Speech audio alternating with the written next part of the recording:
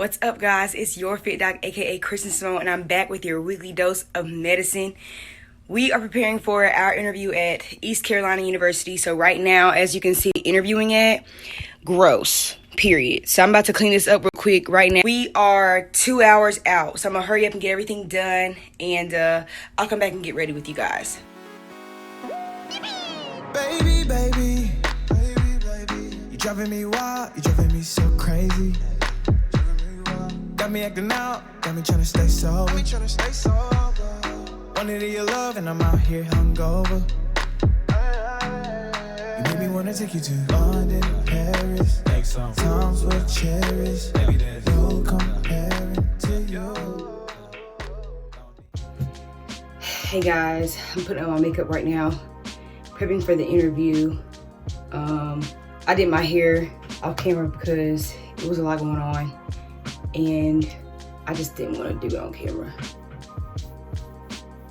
I got my hair straightened and I ended up doing a different style on it, so I was just trying to make it work, honestly. But I'm just here to kind of just babble on about how I feel about interviews, because first of all, I feel like I waited a long time compared to last year.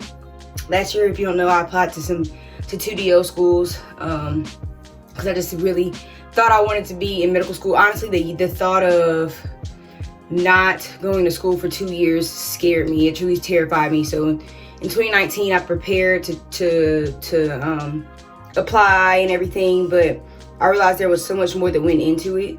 So sometimes when people say like that, whenever people see that I got accepted into medical school, like that video, I can't talk right now, they get confused because they're like, wait, why are you reapplying? But it's like, well, it's because, you know, I thought what I wanted was what I wanted until I realized, one, I was limiting myself because my MCAT score was lower, but I just wanted to get into school. And honestly, that's okay. Some people are like that and they end up being doctors. All you need is one yes. But for me, I felt like I was limiting myself because after the fact, thinking about it, one, I got waitlisted. And so I was like, well, you got waitlisted to one school, and I ended up getting accepted. But like, I realized so many other schools that I could apply to with a higher MCAT score. And I was like, wow, I think I'm settling. That's what I'm doing. I'm settling and I'm rushing. And I had to get to a point within myself where I was like, Kristen, why am I rushing? Why are you rushing? Are you rushing because you're trying to prove to people that you can be in school or you can be a doctor? Are you rushing because you just don't know what you're going to do if you're not in school? So you don't want to spend 2 years out of school because like you don't want to. How are you going to feel about yourself? Are you going to feel unproductive? Are you going to feel like you're a failure? Like, seriously, that's what I was thinking. Are you going to feel like you're just wasting 2 years of your life that you could get back? Go ahead and go to school. Like, go to school now. That's what I was thinking. So when some people don't understand, when they see that video, I don't really get too many hateful comments, but like I did get a couple like, why are you doing that? And it's like, girl, you got to think about, listen to what I'm saying. I was settling and I was rushing. And I didn't think about it until after the fact. And now that I think about it, it was pretty immature because it's just like, that was an immature decision, an immature way of thinking. Do what's best for you. Don't ever rush. Don't ever rush. I mean, when I look back on it, I understand why I felt that way. But don't ever rush. You know, what's meant for you will always be for you. So now this, I feel so much better about this cycle because I applied to more schools. I increased my MCAT score. Go watch those videos. And I just have been, like I said, I feel like I have options now. I have options. I can choose. I can thoroughly look, go through every school and make a sound decision and not feel like, oh, I want whoever is going to accept me and I'm just going to go in with what I have.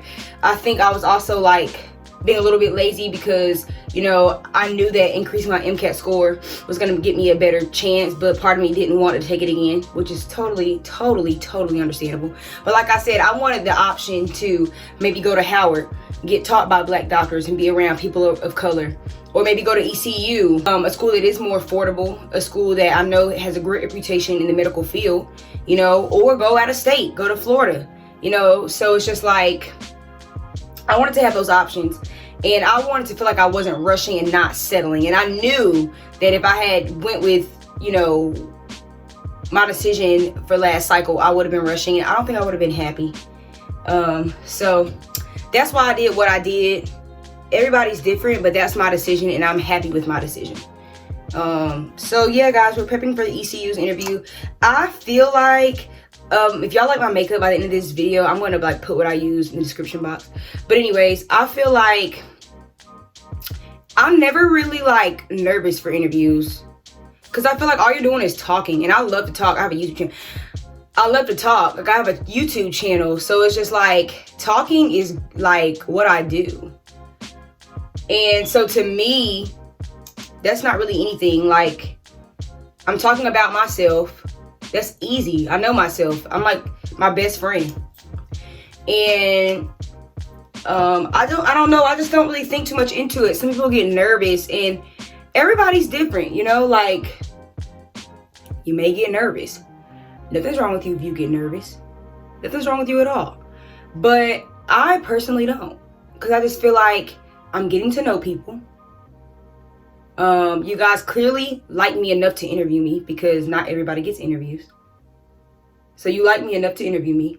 So I'm just like, you know, this is a conversation at this point. We can go speak further on, we can speak further about my accolades and just the things that I talked about on my primary and secondary applications. Like, we can talk about that in the interview, which those were very meaningful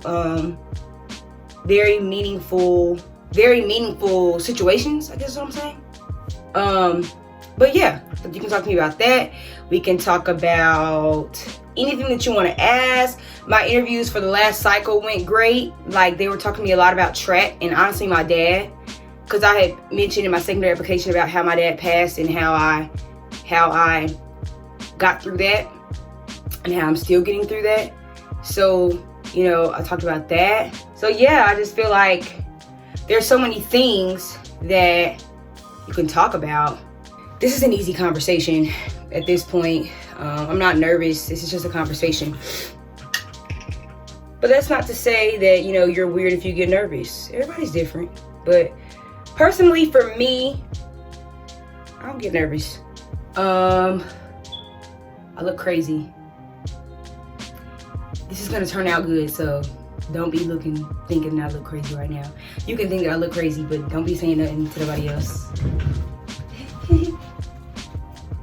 So yeah, that's just my little spiel. Honestly, I will be recording my interview. I don't think I'm gonna record like the people that are gonna be talking, because I don't think it's right to record somebody without them knowing. But I'll record like my part, and so you can know like how the interview went, what I was doing, the questions that I got asked.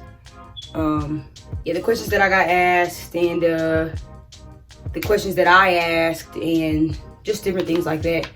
I will be very thorough with this, because like I said, I want to just help people and give them a good idea of like what it is and how things really go on, and you know, stuff like that. I'll come back whenever all my makeup is done. Actually, no, I'm not. I'm gonna try this primer that I want to use.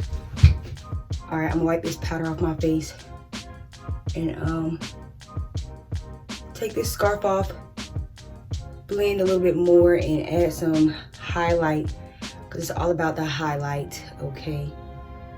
And then we'll be ready.